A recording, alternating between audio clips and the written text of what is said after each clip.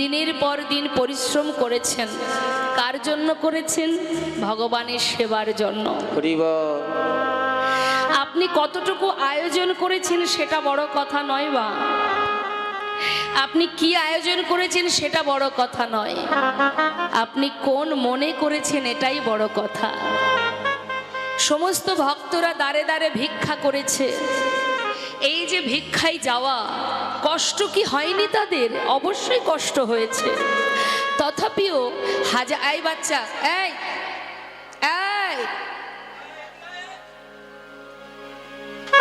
তারা দিনের পর দিন সংসারের কর্ম ফেলে ভগবানের সেবা দেবে বলে, সাধুগুরু বৈষ্ণবের কৃপা পাবে বলে, তাদের চরণধুলি পাওয়ার আশায় দিনের পর দিন ভিক্ষার ঝুলি নিয়ে দাঁড়ে দাঁড়ে ভিক্ষা করেছে। সকলের দ্বারে গেছে, কত লাঞ্ছনা গঞ্জনা সয়েছে। কিঞ্চিত কিঞ্চিত করে এক করে আজ এই হরিবাসর। তাই ভিক্ষা করার সময় তাদের কষ্ট হলেও তারা মনে মনে ভেবেছে যে আমি তো গোবিন্দ সেবার জন্য ভিক্ষা করছি। তুমি কি কতটুকু করেছো সেটা বড় কথা নয়, এটা মনের মধ্যে আমাদের আনন্দ রাখতে হবে। কষ্ট হচ্ছে, হোক কষ্ট, তবু তো আমি আমার প্রভুর জন্য করছি। তা এই যে আয়োজন করাটা, এটাই হচ্ছে শুদ্ধ এবং পবিত্রতা মনোভাব। অনেকে আছে দেখবেন নিজের কাজ নিজে না করে অপরকে দিয়ে করায়। আমি করছি না তাতে কি আছে, আমি অন্য কাউকে দিয়ে তো করাচ্ছি, তাই না? কিন্তু এটাই আমাদের ভুল মা। অন্য কাউকে দিয়ে করালে তার ফল তুমি পাবে না। অনেক বাড়ি আছে মন্দিরে ঠাকুরের পূজা করার জন্য মাস মাইনে করে পুরোহিত রেখে দেয়, কারণ বাড়ির মালিকের সময় নেই ভগবানের সেবা দেওয়া। নিজের কর্ম তো নিজেকে করতে হয়, তাই তো? তাহলে যদি কেউ নিজে ভগবানের সেবা দিতে না পারে, নিজে যদি ভগবানের কর্ম করতে না পারে, তাহলে তার লাভটা কোথায়? সে তো ওপরে ফিরবে, যখন ফিরে যাবে সেখানে গিয়ে বিচার হবে, যখন বিচার সবাই বিচার তো তাকে দিতে হবে। তোমার মাথায় রাখতে হবে তুমি সংসারে কর্ম করছো, কাজ করছো, স্বামীর রান্না করে দিতে হবে, ছেলে মেয়ে রান্না করতে হবে, করো, তাতে কোনো দুঃখ নেই। আমরা সংসারী জীব। সংসারী জীব মানে সংসার একটা ধর্মের বিষয়, এটা বড় ধর্ম। তাহলে ধর্মের মধ্যে আছি মানে সন্তানের প্রতি কর্ম, স্বামীর প্রতি কর্ম, মা বাবার শ্বশুর শাশুড়ির প্রতি কর্ম, এগুলোও কিন্তু ধর্ম। তুমি এটা ভেবো না যে আমি ভগবানের সেবা দেব আর অন্য কাউকে দেখব না বা সময় দেব না, তাহলে তোমার সেবা ব্যর্থ হয়ে যাবে। তুমি ভগবানের সেবা দিতে পারছো না, তাকে পূজা করার সময় পাচ্ছ না, কিন্তু একটা দিনহীন কাঙাল, একটা দিন দুঃখী, একজন অসহায়, একজন অনাহার ব্যক্তি, একজন অসহায় ব্যক্তির পাশে তোমার সামর্থ্য অনুযায়ী তুমি যেমনভাবে সাহায্য করবে, ভগবান তাতেই সন্তুষ্ট হবেন। এটাও ধর্ম। কিন্তু আমি ভগবানের সেবা দেব আর ঘর থেকে বেরিয়ে মানুষের প্রতি দুর্ব্যবহার করব, খারাপ আচরণ করব, এ ধর্মের কোনো লাভ নেই। ধর্ম শুধু ভগবানের পূজাতে হয় না, ধর্ম তোমার আচার, তোমার ব্যবহার, তোমার কর্মের উপরে তোমার ধর্ম ফল তুমি পাবে। কাউকে হিংসা করা, কারোর প্রতি আমাদের ক্রোধ তৈরি করা, বা কারোর ক্ষতি হলো তো মনে আনন্দ হলো, বা কারোর যে কোনো কারণে তোমার ভিতরে যদি তার প্রতি সহানুভূতি ভালোবাসা না থাকে, তাহলেই সেটা অপরাধ, সেটাই অপরাধ। তুমি কর্ম করো, সৎ কর্ম করো, অসৎ কর্ম করো না, অসৎ সঙ্গ করো না, অসৎ কর্ম করো না। এটাই ভগবানের কাছে কামনা করতে হবে। দয়াময়, এমন কোনো কর্ম তুমি আমাকে দিয়ে করিও না যাতে আগামী দিন আমার জীবনে দুঃখের হয়। আজ আপনি যেমন আছেন, এই যে এখন আপনি যেমন আছেন, এই যে থাকাটা, এর কর্ম আপনি যা করেছেন তার ফল এখন পাচ্ছেন, আর আজকে যে কর্মটা আপনি করবেন আপনার কর্ম অনুযায়ী এর ফল আপনি এর পরে পাবেন।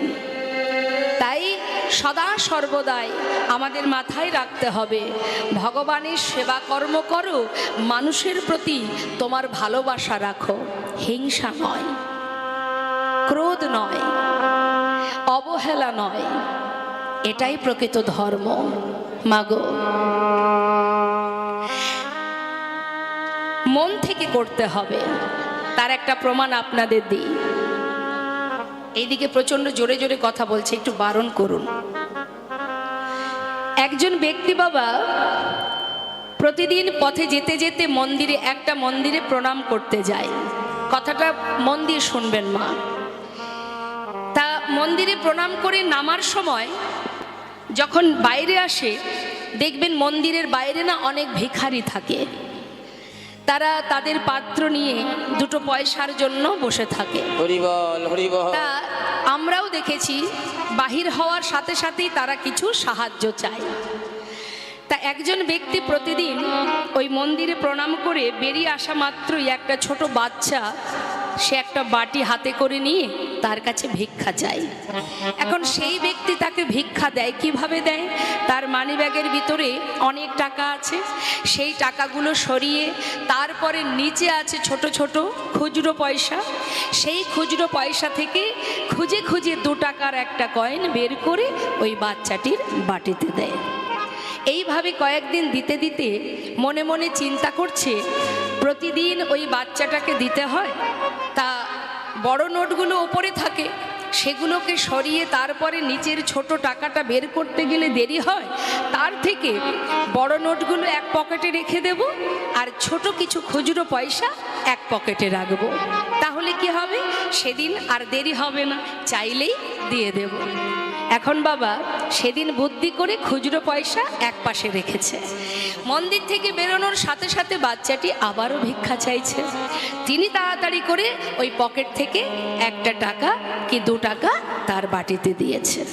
তখন তাকে ওই ছোট্ট বাচ্চাটি শিক্ষা দিচ্ছে, বাবু আপনি আমাকে কতটুকু দিলেন বা কি দিলেন, এটা কিন্তু বড় কথা নয়, আপনি কোন মনোবৃত্তি নিয়ে, কোন মনোভাব নিয়ে আমাকে দিলেন, ভগবান সেটাই দেখবেন।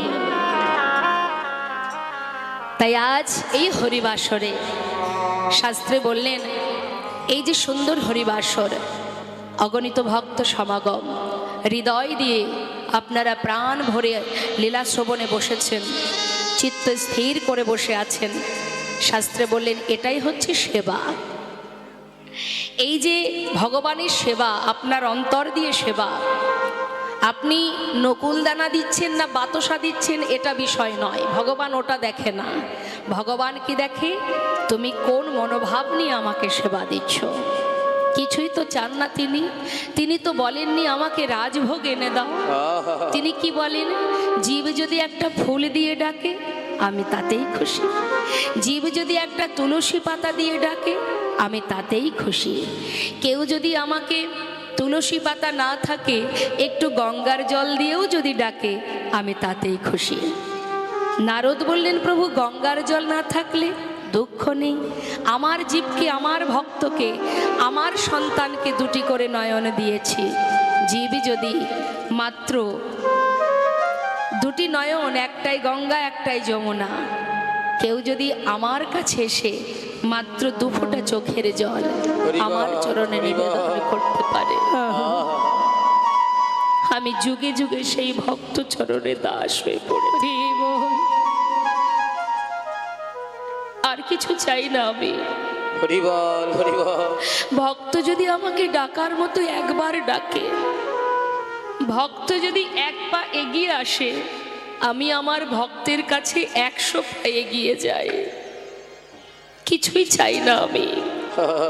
যিনি বিশ্ব ব্রহ্মাণ্ডের মালিক, যিনি দিয়েছেন বলে আজ আমরা বেঁচে আছি, এ জগতে যা কিছু আমাদের আছে সবই তো তার দেওয়া। আমাদের সাধ্য নেই বাবা, আমাদের ক্ষমতা নেই কিছু করার। তিনি দিয়েছেন তাই পেয়েছি, না দিলে কোথায় পেতাম? হ্যাঁ, কখনো মানুষ অহংকার করে বলে আমি এই করেছি, ওই করেছি, সেই করেছি। এটা একেবারে ভুল কথা মা। আমাদের কোনো ক্ষমতা নেই কিছু করার। তুমি সৎ কর্ম করেছো, তোমার কর্ম ভালো ছিল, তাই তুমি তার কৃপায় পেয়েছো। কিন্তু একটা মুহূর্তের জন্য তোমার ভিতরে যদি অহংকার জন্মে যায়, সেই মুহূর্ত থেকে তোমার পতন হতে শুরু হয়ে যাবে। অহংকার ভগবান সন্না। এই জগতে আমার বলতে কিছুই নেই। এক ভক্ত প্রভুকে স্মরণ করে বলছে, দয়াময়, তোমার ঘরে তোমার বাড়ি, তোমারই খায় তোমার পরি, তোমার ঘরে তোমার বাড়ি, আর তোমারই খায় তোমার পরে। হমা, ভগবান না দিলে পেতাম কোথায়? এই যে শ্বাস চলছে, অক্সিজেন পাচ্ছি, পয়সা দিয়ে কিনতে হচ্ছে না। হসপিটালে ভর্তি হলে দেখবেন কারোর যদি অক্সিজেনের প্রয়োজন হয়, একটা সিলিন্ডার কিনলে তার কত দাম, যেটা বিনা পয়সায় আমরা পাচ্ছি। মুখের সামনে ভাতের থালা, এমনও দুর্ঘটনা ঘটে, মুখের সামনে অন্নের থালা থাকলেও অন্ন মুখে ওঠে না। অর্থাৎ তিনি যদি না চান, আমাদের সাধ্য নেই কিছু করার। তাই প্রকৃত যে ভক্ত, সে ভগবানের কাছে মনের কথা জানাচ্ছে, দয়াময়, তোমার ঘরে তোমার বাড়ি, তোমারই খায় তোমার পরি, তোমারই ঘর তোমার বাড়ি, আমি তোমারই খাই তোমার পরি। তোমার দেশে ঘুরি ফিরি, তোমার দেশে ঘুরি ফিরি, তোমায় পাই না। হরি বলতে কেন নয়ন ঝরে না, ও নয়ন ঝরে না, বলতে কেন নয়ন ঝরে না। তোমার টাকা তোমার করি, শুধু আমার আমার করে মরি। তোমার টাকা তোমার করি,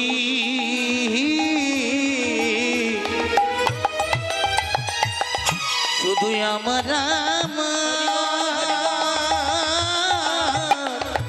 করি মরি। ক্ষমা। একজন ধনী ব্যক্তি তার কর্মসূত্রে যদি কোনো ম্যানেজার রাখে, এই তত্ত্বটা বোঝা ভালো করে শুনবেন, তবে বুঝতে পারবেন। একজন অর্থশালী ব্যক্তি যদি তার কর্মসূত্রে কোনো একজন ম্যানেজারকে রাখে, বা তার চলাফেরার জন্য একটা গাড়ি দেয়, যে এই গাড়িতে তুমি যাবে আসবে, তাহলে মা, যাকে গাড়িটা দিয়েছে সে হলো ম্যানেজার, সে তো মালিক নয়। সে যদি কখনো ভাবে এই গাড়িটা আমার, তাহলে ভুল হবে, কারণ গাড়ির মালিক তো অন্য কেউ, তাই না? তা মা, এই জগতে যা কিছু আমরা পেয়েছি, এই পৃথিবীতে যা কিছু পেয়েছি, আসার পরে পেয়েছি। আবার যখন চলে যাব, সবই থাকবে, আমি চলে যাব। তাহলে কিছুই আমাদের আনা নয়, আসার পরে পাওয়া। তাহলে যা পেয়েছি তার জিনিস, ঘর বাড়ি টাকা পয়সা, কিন্তু বোকার মতো আমরা কি বলি? বলছে তোমার টাকা তোমার করি, শুধু আমার আমার করে মরি। তোমার টাকা তোমার করি, শুধু আমার আমার করে মরি। তোমার তবিল নারী চারি, তোমার তবিল নারী চারি, তোমায় পাই না। হরি বলতে কেন নয়ন ঝরে না,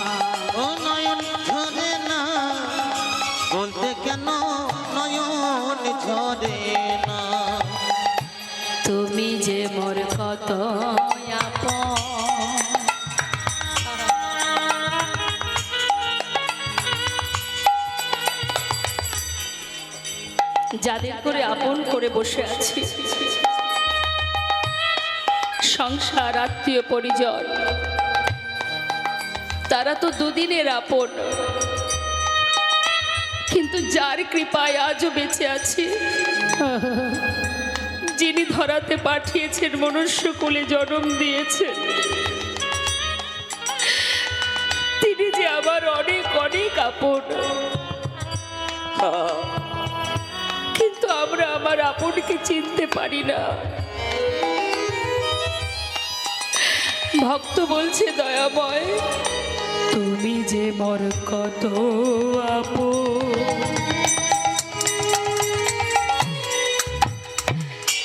আমি খুঁজে পাই না তোমার মতো। ওই না তুমি যে কত আপন,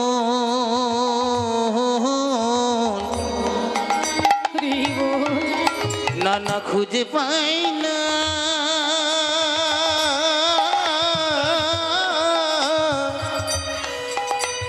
আমি তোমার মতো। শেষের দিনে হে দয়াময়, শেষের দিনে হে দয়াময়, শেষের দিনে হে দয়াময়, তুমি ঠেলে ফেলো না। কেন নয়ন ঝরে না? ও নয়ন ঝরে না, বলতে কেন নয়ন ঝরে না? ও নয়ন ঝরে না, বলতে কেন নয়ন ঝরে না? আজ বৈষ্ণব মহাজন বললেন, দেখো করুণাময় আমার গৌর সুন্দর, আজ এই গৌর হরির যদি জীবের হৃদয় আকাশে উদয় হয়, মহাজন বললেন তার সমস্ত অন্ধকার দূরীভূত হয়। আর শুধু তাই নয়, এই জগতের আকাশের চাঁদ কখনো বা উদয় হয়, পরিপূর্ণ দেখা যায়, কখনো আবার এই চাঁদকে অর্ধচন্দ্রে দেখা যায়, আবার কখনো দেখাই যায় না অমাবস্যা রাত্রে।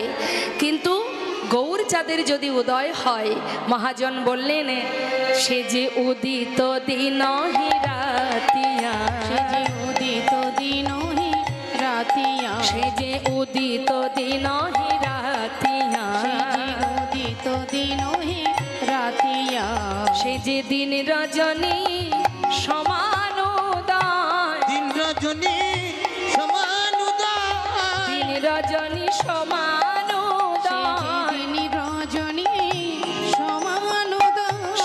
কলায় পরিপূর্ণ হয়ে, দিন রজনী সমান পরিপূর্ণ হয়ে, পতিত জীবের বন্ধু হরি, হরি বল হরি নাথ, কলি জীবের বন্ধু হরি, পরিপূর্ণ হয়ে, কলি জীবের বন্ধু হরি, ষোলকলায় পরিপূর্ণ হয়ে, দিন রজনী সমান উদয়। মহাজন পদাবলিতে বলছেন পতিত জীবের বন্ধু হরি, মানে পতিত জীবের বন্ধু আমার গৌর হরি। তাহলে কি তিনি শুধু পতিত জীবের বন্ধু? বললেন না, শুধু পতিত জীবের নয়, ভক্ত হৃদয়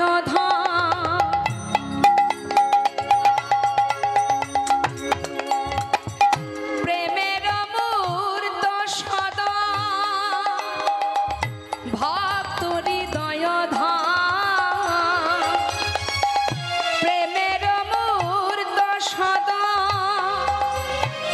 সে ভালোবাসে আপনা ভিতরি, ভালোবাসে আপনা ভিতরি, সে ভালোবাসে আপন ভিতরি, ভালোবাসে আপন ভিতরি।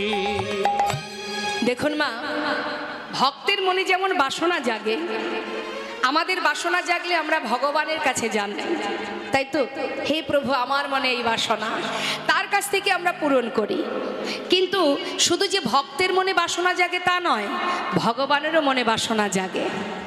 তার মনের বাসনা যখন জাগে, সে কিভাবে পূরণ করে? ভক্তের মাধ্যমে পূরণ করে নেয়। তা আজ যে ভক্তের কথা আমরা বলবো মা, ভগবান নিজে ভক্তের জন্য ক্ষীর চুরি করে রেখেছেন। শাস্ত্রে বললেন ভক্তি জাগিছিল ওই না গোপালের দিতে ভর, ভক্তি জাগিছিল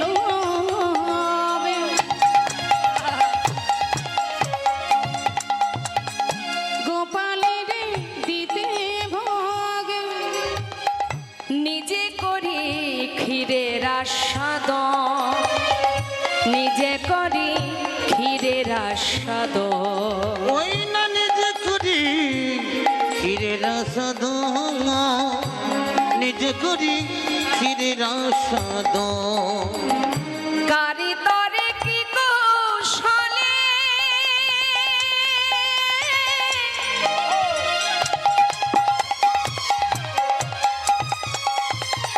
ক্ষীর পাত্র বস্ত্র তলে, কারে করে কি কৌশলে ক্ষীর পাত্র বস্ত্র তলে। হরে কৃষ্ণ।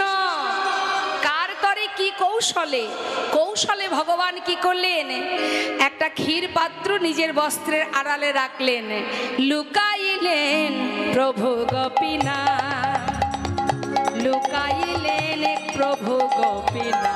তখন লুকাইলেন প্রভু গোপীনাথ, লুকাইলেন প্রভু গোপীনাথ।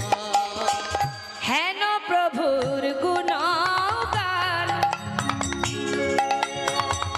যদি গাইতে চাহে প্রাণ, হেন প্রভু গুণগান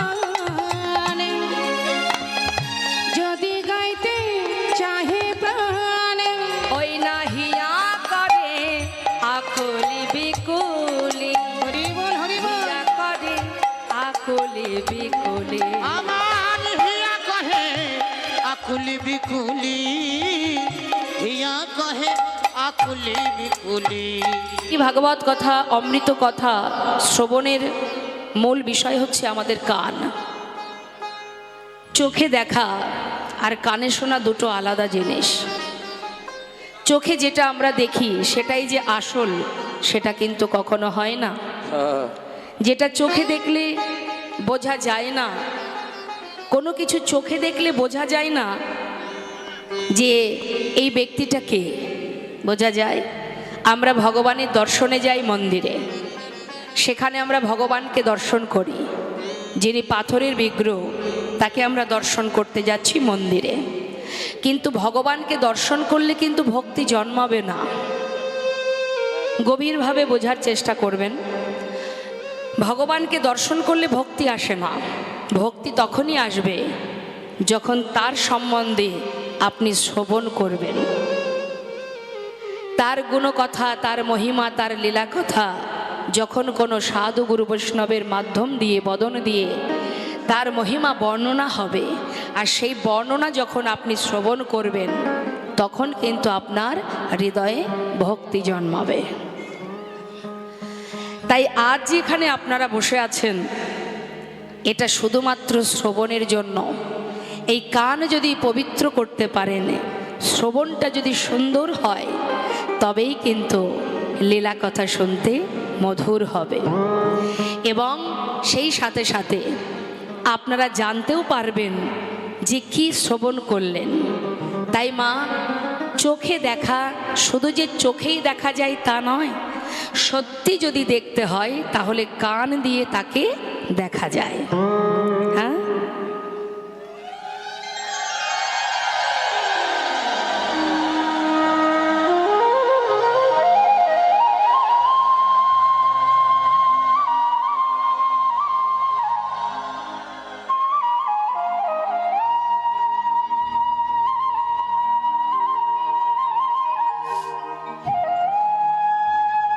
জয় রাধে। একজন ভক্ত বৈষ্ণব ভাগবত কথা বর্ণনা করছেন। তো যখন ভাগবত কথা বর্ণনা হচ্ছে, ঠিক আপনারা যেমন শ্রবণে বসেছেন স্থির চিত্তে, তারাও বসেছে। কিন্তু কিছুক্ষণ কৃষ্ণ কথা শ্রবণ করতে করতে তারা আসর থেকে উঠে গিয়ে, ওই হরিবাসর থেকে উঠে গিয়ে যেখানে বিগ্রহ আছে দর্শনে গেছে।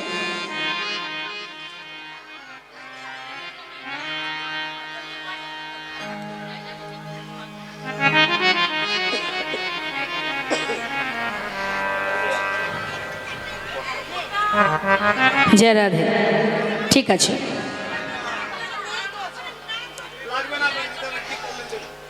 একটা ফুল দিয়ে তিলকের দুই ধারে দুটো ফোঁটা দিয়ে দিন। তিলক আপনাকে আর করতে হবে না। জয় রাধে। তোমা ঠিক আছে, ভুল হলেই ঠিক হয়। তো কৃষ্ণ কথা হরি কথা শুনতে শুনতে সেই ভক্তরা উঠে গেছে। অনেক মন্দির আছে সেখানে, সেই মন্দিরে মন্দিরে ভগবান দর্শনে। এদিকে ভাগবত কথা চলছে, ভগবানের মহিমা, তার লীলা শ্রবণ হচ্ছে। কিছুক্ষণ পর তারা যখন এসেছে তখন গুরুদেব জিজ্ঞাসা করছে, তোমাদের ভগবান দর্শন হয়েছে? চোখের এক্সারসাইজ হয়েছে? চোখের ব্যায়াম হয়েছে? বলছি, সে কি গুরুদেব, আমরা তো ভগবানের দর্শনে গিয়েছিলাম, আমরা তো চোখের ব্যায়াম করতে যাইনি। তা বলছে, মন্দিরে ভগবানকে দর্শন করে তার কি বুঝেছ, কি মহিমা বুঝেছ? তার মহিমা জানতে গেলে, তার গুণাবলী জানতে গেলে তোমাকে এই আসরে বসে কৃষ্ণ কথা, ভাগবত কথা শ্রবণ করতে হবে। আর যখনই তুমি শ্রবণ করবে তখনই তোমার জানা হবে, চেনা হবে। তাহলে আমাদের এই কানটা কিন্তু খুব গুরুত্বপূর্ণ। আজ আপনারা বসে আছেন, গুরুত্বপূর্ণ আপনাদের শ্রবণটা। শ্রবণ যদি চঞ্চল থাকে তাহলে কিছুই শোনা হবে না, আর শোনা যদি না হয় তাহলে সব কিছুই অজানাই থাকবে, তাই না? তাই আসুন আমরা সবাই মিলে ধীর স্থিরভাবে আজ শুনব সেই সুন্দর মহাজনী লীলা কথা। আজকে যে শ্রবণের বিষয়, যে লীলা শ্রবণ করব মা, কমিটির ভক্তগণ একটা লীলার কথা বলেছিলেন, তো আজ আমার মনে হলো, আমার মনের থেকে চাইলো অন্য একটা লীলা করার। তাই আমি বলবো আপনাদেরকে, আপনারা চিত্ত নিবেশ করে যে শুদ্ধ ভক্তি দিয়ে, হৃদয় দিয়ে আপনারা এই সুন্দর হরিবাসরটার আয়োজন করেছেন, ঠিক সেই রকম চিত্ত স্থির করে আজ মহতী কথা শ্রবণ করুন। আজকে শ্রবণের বিষয়, আস্বাদনের বিষয় ক্ষীরচোরা গোপীনাথ।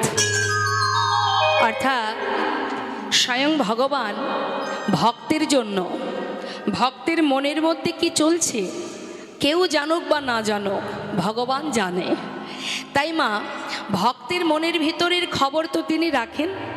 আপনি যদি কারোর প্রতি হিংসা করেন সে খবরটাও তিনি পাবেন।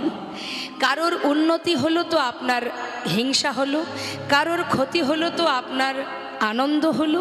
এই মনের ভিতরে যা যা চলবে, এখানে একজন কম্পিউটার মেশিনে বসে আছেন মা, যার কাছে সব কিছুই উঠে আসে। আপনি কাউকে আঘাত করেন, যদি কাউকে যদি একটা থাপ্পড় মারেন, সেটা যেমন অপরাধ, মনে মনে যদি আপনি ভাবেন সেটাও কিন্তু অপরাধ। তাহলে মনের খবর জানবে কে? যিনি মনের মধ্যে বসে আছেন, অন্তর্যামী। তাই মনের ভিতরে জেনেছেন, মনের ভিতরে যেটা ভাবনা হচ্ছে কি না, আমি যদি ক্ষীরের স্বাদ পেতাম তাহলে আমার গোপালকে আমি ক্ষীর তৈরি করে খাওয়াতাম। এই যে ভক্ত মনে ভেবেছে, আর সেই ভাবনাতে সহযোগিতা করলেন স্বয়ং ভগবান। কি করলেন? নিজে চুরি করে ভক্তের জন্য নিজের বস্ত্রের আড়ালে এক ভাণ্ড ক্ষীর চুরি করে রাখলেন সেই ভক্তের জন্য। তাহলে সেই ভক্তটিকে, যার মনের কথা ভগবান জানতে পেরে ভক্তের জন্য প্রসাদ চুরি করে রাখলেন, এমন ভক্তকে, তিনি হচ্ছেন আর কেউ নয়। আমরা লীলার মধ্যেই জানব, সেই ভক্তের মহিমা শ্রবণ করব। বৈষ্ণবের শিরোমণি, বৈষ্ণবদের চূড়ামণি, সাধুগুরু বৈষ্ণবের চূড়ামণি, যার কথা আমরা শ্রবণ করব। আসুন, লীলার সাথে সাথে সব জানতে পারবো। চলে যাব আমরা আমাদের একটু ছোট করে গৌরচন্দ্রিকা শ্রবণ করতে শ্রীধাম নবদ্বীপের মাঝে। তো একবার দেখব, আপনাদের চরণে নিবেদন, কথা কেউ বলবেন না, যতটুকু শুনবেন, যদি আধ ঘন্টাও শোনেন তবে মন দিয়ে শুনবেন। সেবা করতে গেলে হৃদয় দিয়ে করতে হয়, প্রেম দিয়ে, শুদ্ধ ভক্তি দিয়ে। তাই এটাও একটা সেবা। এই সেবাটা কার? এটা আপনার দেহের নয়, পরমাত্মা যিনি আছেন বলে আমি আছি। তাই এই আসরে কিন্তু চলছে পরমাত্মার সেবা। পরমাত্মার সেবায় যেন কোনো রকম কোনো ত্রুটি না থাকে। হ্যাঁ, চলুন তো আমরা একবার দেখব আপনারা নবদ্বীপে কে কে গেছেন, যদি একবার হাত তুলে দেখান। দু হাত তুলে দেখাবেন। বাহ, নেতাই গৌর হরি বল। জয় জয় গৌরচন্দ্র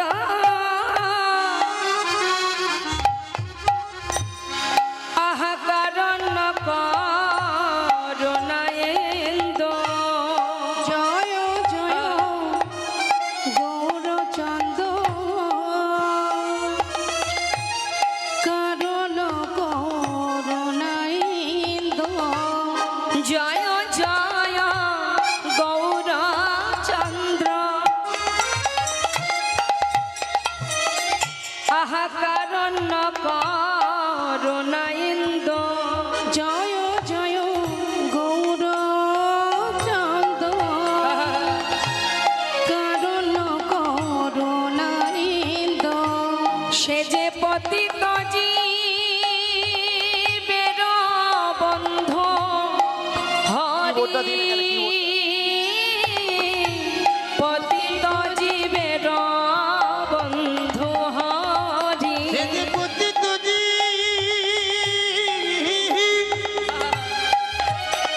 জীবের বন্ধু হরি, পতিত জীবের বন্ধু হরি। আমার নদিয়ার ছা